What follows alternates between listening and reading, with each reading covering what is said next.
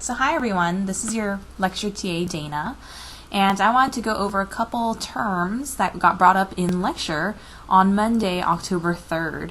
We had been talking about speciation the Friday before and about Darwin's finches and how the different environmental factors on the different islands led to this divergence of beak size between the different bird populations. So on Monday, Dr. Hamilton talked about was saying that he reviewed that example of the Darwin finches was an example of what we call allopatric speciation. Speciation, remember, is just I need to work on writing my handwriting better. So allopatric speciation, remember, speciation is just the creation of creation of new species. Allopatric, allo means other, and patric means fatherland, actually. So you think of like patriotism, right? Something that you care about your fatherland, where you come from. Oh, and I totally went off board, so I'm going to just board right there. Okay, so allopatric means just means speciation happening because the populations are geographically isolated from each other. They're in different areas. So that was a really good example of the finches, right? They had different islands, and the birds on these different islands were under different environmental conditions. So a bird population here on this island was going to be under different selecting forces than birds here. And because there wasn't any birds traveling between these islands, there was isolation of the population. So these differences were able to accumulate in the populations, leading to speciation over time. So even if you brought a bird from one island over time and took it to the other island, at some point it wouldn't or couldn't mate with other birds. Okay, so Hamilton brought up that this is not the only way speciation occurs. We also have something called sympatric speciation. Sim just means the same, and patria means fatherland. So this is speciation that happens when populations are not spatially isolated, not geographically isolated. So he brought up the example of the frogs that occur in the same pond. They look similar, but there's some divergence going on. So how can organisms possibly populations diverge into two different species if they're in the same area, right? Here there's geographic isolation, so you can imagine that these differences might accumulate, but what if they're in the same area? So one example he gave was these frogs with the different mating calls, or birds that mate at different times. So I was just trying to think of an example of how you might think of that. So I was thinking, okay, well, again, just like physical traits, there's behavioral traits, right?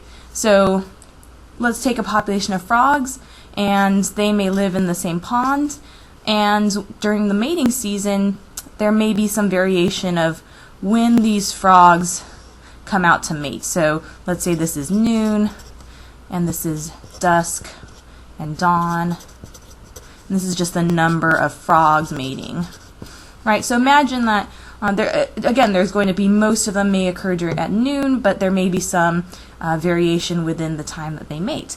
Well, imagine that at some point in time, sorry for bumping the camera, look at that.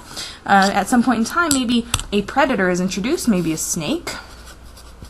And let's say, again, this is just a very cartoonish example, but let's say the snake is really active at noon, right? Because it has to warm up before it can be really active, and then maybe it gets too hot in the afternoon. It has to go shade itself. Remember, snakes tend to be are ectotherms, so they're really dependent on kind of what the conditions are. So you might think that during this time, the frogs that are mating and correspond with these snakes, these frogs here in this area where the snakes are really active, may end up, being a little distracted, may not make it, as in survive, if they're trying to mate and snakes are really active. So you can imagine that there's going to be some selective forces. So frogs, mating when there aren't snakes active may be more able to, maybe better able to reproduce, may produce more offspring, right? Example of differential reproduction, right? These frogs over here may produce more offspring on average than the frogs that come out at noon. So if this is kind of a hardwired behavior, you might over time then expect to see something like some divergence. So again, noon, dusk, dawn. And so we may see that our populations diverge, right? So instead of most of the frogs mating around noon, you have some divergence of the mating times, right? And here you can see if they diverge enough, if there's enough selective force making them diverge, you might expect that these frogs that are mating at dusk may not mate with the frogs mating at dawn. So here you would have isolation of gene flow. So they wouldn't be, this is what we call genetic isolation. So genetic isolation is really what is really the key here, what we're trying to get. I can spell. So here nope. Okay, I'll work on that. So here's an example of genetic isolation, right? But they're not isolated because they're geographically isolated. They're isolated because of other factors, like they mate at different times, which Dr. Hamilton mentioned was what we call allochronic mating. Right, allo, other, chronic, you think about chronology or putting events in chronological order. That just means time related to time, right? So they're mating at different times.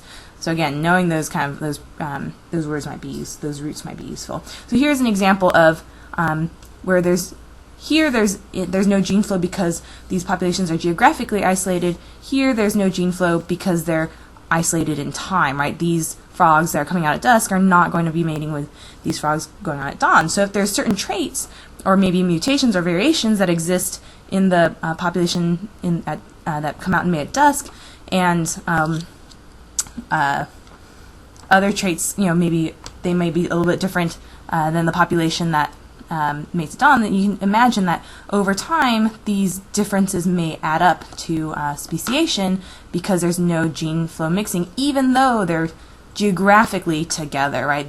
They have some behavioral traits that are making them diverge or isolating these two populations, even though they occur in the same pond. So that's just basically just a quick review of what's important. It's really about this genetic isolation, right? Gene flow. Right? And how do we get gene flow? We get gene flow through reproduction, right? So if you somehow prevent them from reproducing, right? No gene flow is important. If you somehow get them to stop reproducing, you can get this genetic isolation, which can then lead to speciation over time. All right?